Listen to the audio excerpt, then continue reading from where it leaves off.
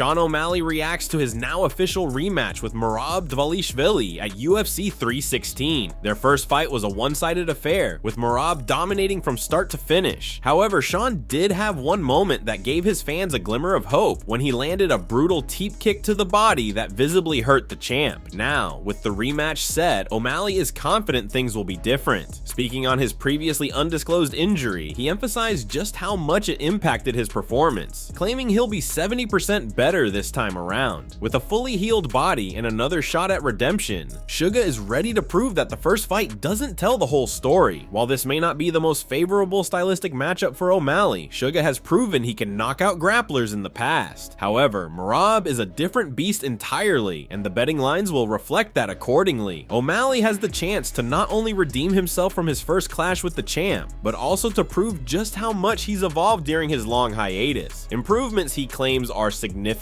Whether his decision to jump straight into a rematch will pay off or turn into a disastrous setback remains to be seen. Tore my groin, my labrum, and I was having serious groin pain.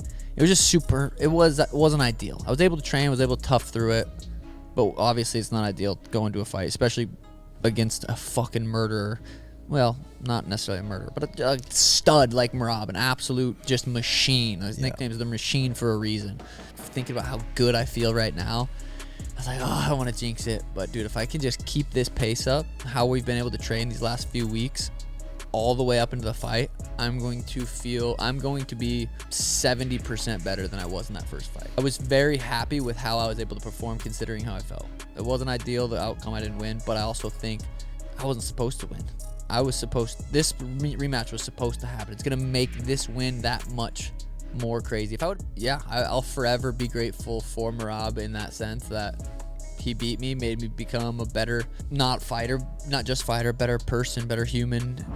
Islam Makhachev's close friend and teammate, Josh Thompson, just dropped a bombshell on his podcast. Makhachev might vacate his lightweight title and move up to welterweight. According to Thompson, Islam's frustration with having to fight featherweights is only growing, and this could push him to leave the division altogether, with Ilia Topuria insisting that he's getting the next title shot no matter who the champion is, and Makhachev's team making it clear they don't want to fight him. A move to 170 pounds seems more likely than ever. Thompson also reacted to Ilya's recent statement about the UFC promising him a title fight, calling it a masterclass move. Ilya acknowledged that when the UFC makes a promise, they usually deliver, further adding fuel to the fire that Islam's days at lightweight may be numbered. Another reason Islam might move up is that he has already defeated most of the top contenders in his division and is seeking new challenges. Would you be interested in Islam versus Belal Muhammad fight? Even though Belal has tried to avoid the fight by saying Islam is his friend, Makhachev's team hasn't ruled it out, prioritizing glory above all.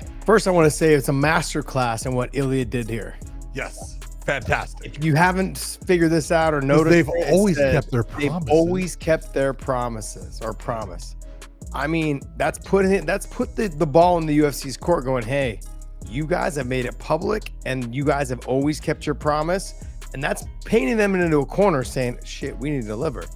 And if they don't deliver, then they've broken their promise. Yeah. That being said, though, John, he deserves he deserves whatever respect you can give him. He is a fantastic fighter. And Islam has come across and said it. Habib, I think, has even said it, as I recall. I know Javier has. He doesn't want to fight 45-pounders and then have the excuse being thrown back his way every single time. You fought 45-pounders. Yeah. I think I wouldn't be surprised, just to be honest, if he vacates and lets Arman Sarukian and Ilia Topuria fight. I wouldn't be surprised if Islam bounces and goes to 170. He just doesn't want to be with that stigma anymore. Michael Bisping gave his thoughts on the upcoming matchup between Garry and Carlos Prates, and it's clear he sees this as a fight that makes a lot of sense. Garry, coming off a tough decision loss to Shavkat Rakhmonov, didn't get completely dominated in that fight, but it was still a loss that showed there's room for improvement. Despite that, Garry is never one to shy away from tough challenges, which is why this fight with Carlos is a logical step. Prates, a rising prospect and a fighting nerd, Bird brings a dangerous striking game with a knack for knocking opponents out, making him an exciting matchup for Garry. What makes this fight even more intriguing is his personality. He's not just a serious contender, but someone who enjoys life, unapologetically owning the fact that he smokes 10 to 15 cigarettes a day. That carefree attitude has a certain charm, and it makes his fights even more fun to watch. The interesting part about this matchup is how Garry will approach it. Prates is known for his striking, but it's hard to imagine Garry trying to take him down. Instead, he'll likely lean on his stand-up game, hoping to match Prates' power with precision. He just lost to Shavkat Rakhmonov in a pretty good fight, okay? He didn't get dominated, he didn't get destroyed. He lost a pretty boring decision, let's be honest. So, fair play to him, not looking for easy matchups. This is a matchup that I called for on the podcast. I think it makes all the sense in the world. For Carlos Prates, it's a chance to get a big win over somebody like Ian Garry. And for Ian Machado Garry, he gets to step in now with a hot prospect right now, someone that's knocking everybody out, someone that's a lot of fun, someone that likes to party, someone that doesn't give a shit what people think because he's very open about the fact that he smokes about 10 to 15 cigarettes a day. Hey, this man is loving life and he loves competing inside the octagon. And fair play to Ian Garry for stepping up to the plate here. But this is my world. I love to fight. There's nothing more I love in this world than fighting. This is not an easy matchup. And Ian Garry, what is he going to do? I don't think he's going to go out there and look to take down Carlos Prates. Yes, of course, it's mixed martial arts. But Carlos Prates training with the Fighting Nerds, these guys are ready for everything. Fighting Nerds right now, they're one of the hottest teams, I'm telling you.